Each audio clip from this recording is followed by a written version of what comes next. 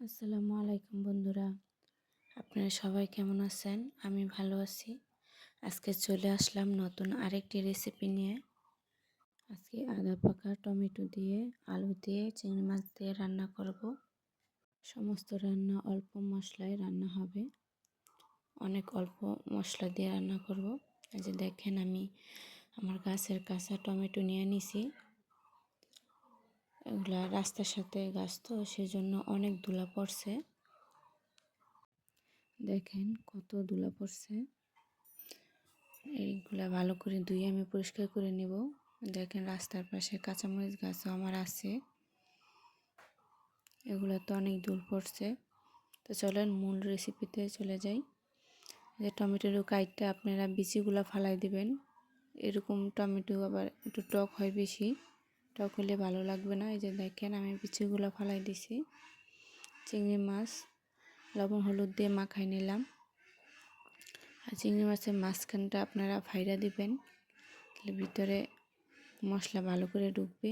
এই যে দেখেন আমি ফাইরা দিছি, ভালো করে ফাড়বেন। আর একটা রগও থাকে, সেই রগটা ফালাই দিবেন। দেখেন আমি সমস্ত মাছগুলি এইভাবে ফাইরা নিছি, ভালো করে আপনারা ফাইরা নেবেন। আমার মাছ মাখানো হয়ে গেছে, চলেন রান্না করি। এই যে কড়াইতে আমি তেল দিয়ে দিলাম, দিয়ে মাছগুলি হালকা ভেজে নেব আমি। আর এটা দেখেছেন কিসে আমি তেল নিছি? বেশি তেল পড়বে না, পরিমাণ মতো তেল পড়বে। কেউ যদি চিনেন এটা যে এটা কি, কমেন্টসে জানিয়ে যাবেন। এই যে দেখেন মাছ ভাজা নিছি। এখন সেই কড়াইতে আমি টমেটোগুলা ভাজা নেব, হালকা টমেটোগুলা ভাজা নেব।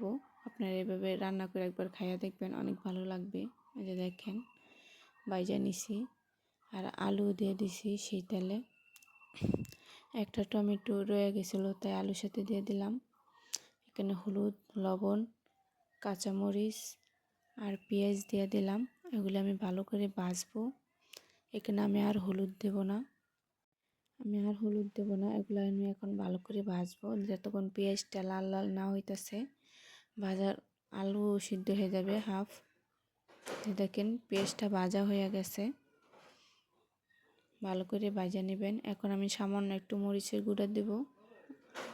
এই যে দেখেন বেশি দেব না, কারণ কাঁচামরিচ দিছি, কাঁচামরিচ দিয়ে রান্না হবে।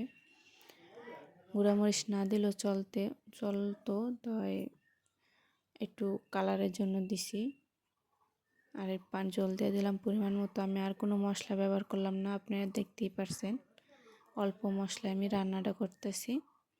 এই যে উতলাই পড়ছে, পরে আমি টমেটোগুলো দিয়ে দিলাম, ভাজা টমেটো মাছ দিয়ে দিলাম। রান্নাটা আমার কমপ্লিট হয়ে গেছে।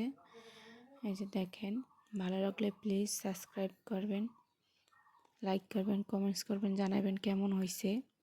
বন্ধু হয়ে পাশে থাকবেন। আপনারা সবাই ভালো থাকবেন, সুস্থ থাকবেন, আমাদের জন্য দোয়া করবেন। আজকে এই পর্যন্তই, পরে আবার চলে আসবো নতুন আরেকটি ব্লগ নিয়ে। আল্লাহ হাফেজ।